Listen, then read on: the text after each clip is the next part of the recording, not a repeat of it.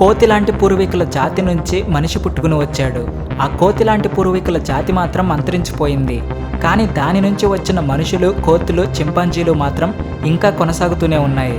మరి సేమ్ ఇలాగే డైనోసార్స్ అనేవి ఒకప్పుడు మన భూమి మీద బ్రతికాయి.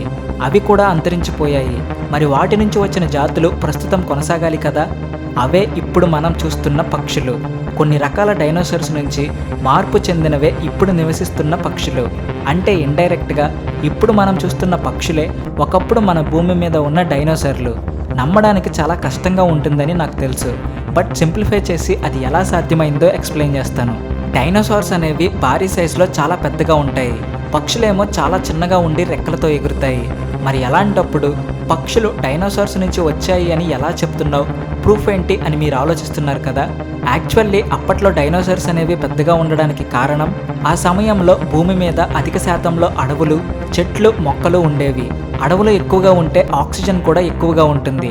వాటికప్పుడు భూమి మీద కొరత లేనంత ఎక్కువగా ఆహారం ఉంది, ఎక్కువగా ఆక్సిజన్ ఉంది. అందువల్లనే అవి అంత భారీ సైజులో ఉండేవి. ఈ డైనోసార్స్ జాతులలో 2 ప్రధాన జాతులు ఉండేవి.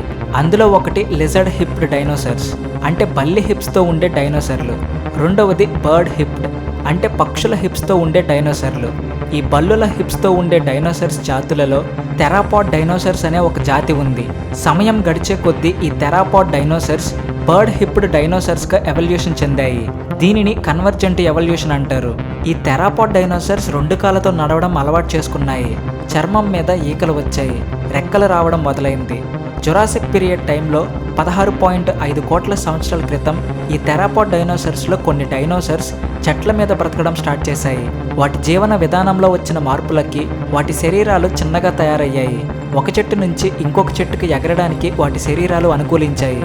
అయితే 6.6 కోట్ల సంవత్సరాల క్రితం ఎప్పుడైతే ఆస్టరాయిడ్ భూమిని గుద్దిందో ఆ సంఘటన వల్ల డైనోసార్స్ అంతరించిపోయాయి. కానీ పక్షులలాగా మారడానికి సిద్ధంగా ఉన్న థెరాపాడ్ డైనోసార్స్ మాత్రం బ్రతికాయి. ఆ ఆస్టరాయిడ్ ఇంపాక్ట్కి 75% జాతులు మాత్రమే అంతరించిపోయాయి. కానీ బతికిపోయిన మిగిలిన ఆ 25% జీవులలో ఈ పక్షుల లాంటి థెరాపాడ్ డైనోసార్స్ ఉన్నాయి. అడవులు నాశనమయ్యి తినడానికి తిండి కొరత ఏర్పడి వాటి శరీరాలు ఇంకా చిన్నగా అయ్యాయి. ఆక్సిజన్ కూడా తగ్గిపోయింది. ఆ సమయంలో వాటి ప్రాణం నిలుపుకోవడానికి గాలిలో ఎగరడం స్టార్ట్ చేశాయి. అలా డైనోసార్స్ నుంచి పక్షులు ఎవాల్వ్ అయ్యాయి. అందుకే డైనోసార్స్కి, బర్డ్స్కి సేమ్ స్కెల్టన్ స్ట్రక్చర్ ఉంటుంది, సేమ్ బ్రీతింగ్ సిస్టమ్ ఉంటుంది అండ్ సేమ్ మెటబాలిజం ఉంటుంది.